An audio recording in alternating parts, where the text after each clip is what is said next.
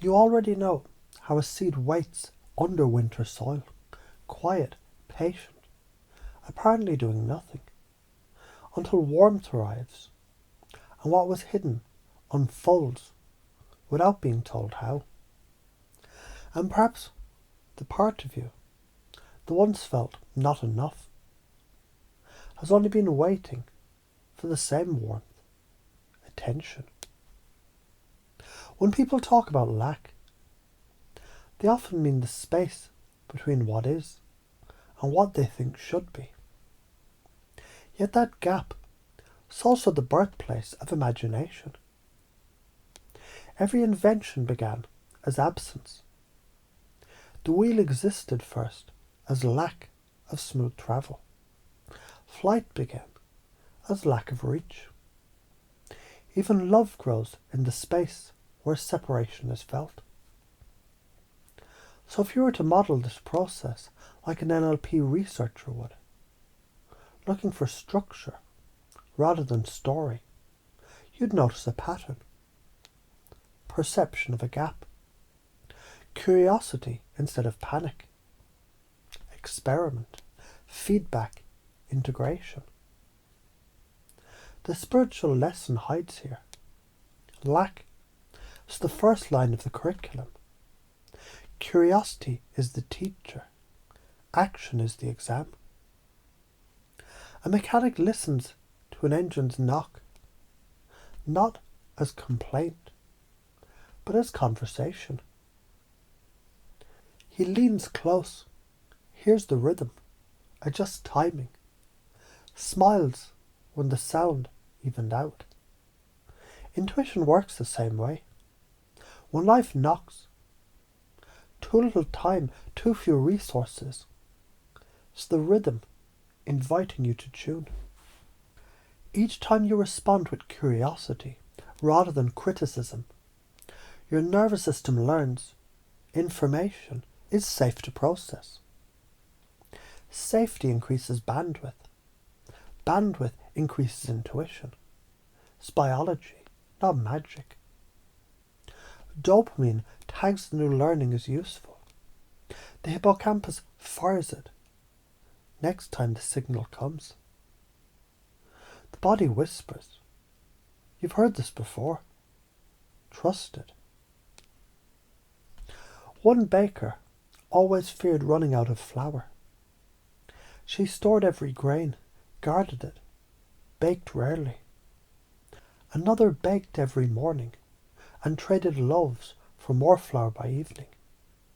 Which baker had more? The one who moved the flow.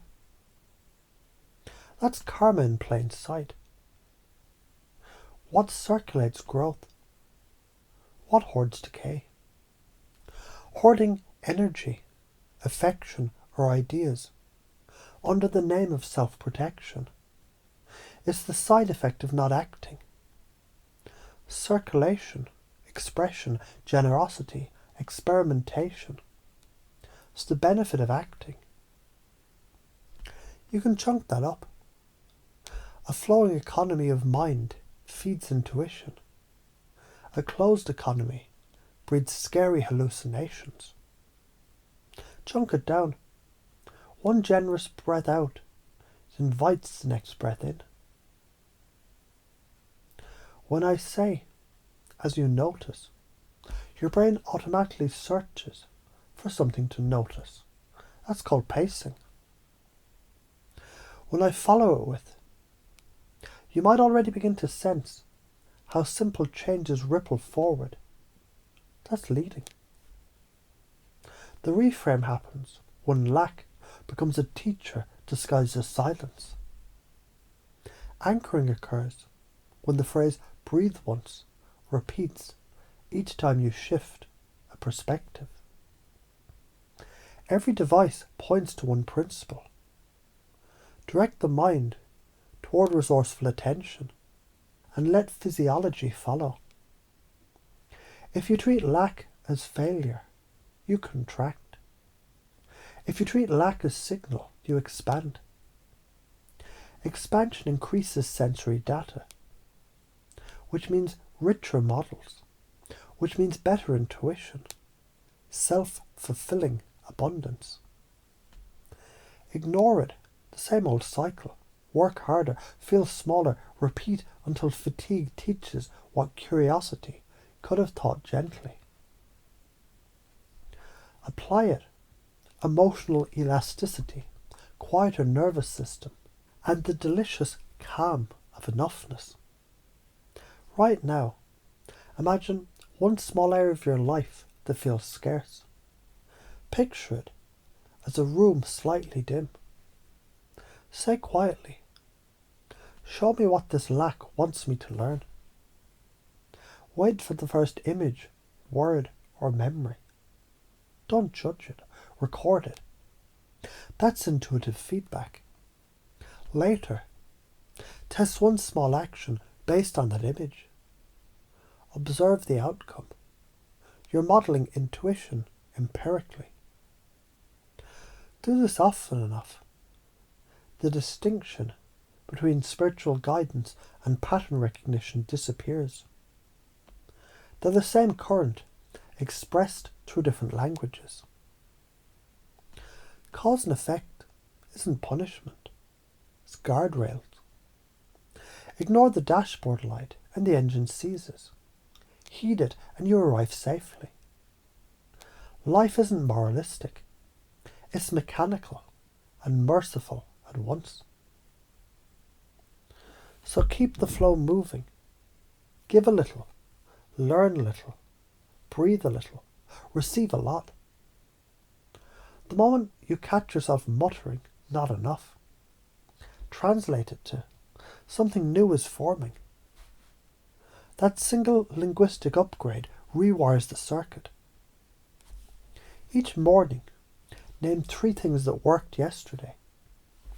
Each evening, ask one intuitive question and note the first tiny impulse that follows. Each week, act on one of those impulses in a testable way. The body records results. Intuition becomes a data-driven art form. And finally, somewhere in a universe much like this one, a future version of you laughs at how complicated you once made simplicity. That laughter travels backward through time as encouragement. You might even sense it now. A small warmth behind your ribs. A whisper that says, you've already started. Because you have. And as you keep noticing, learning and acting, an old story of lack unravels, thread by thread, until all that's left is capacity, curiosity, and the gentle hum of a system finally running smooth.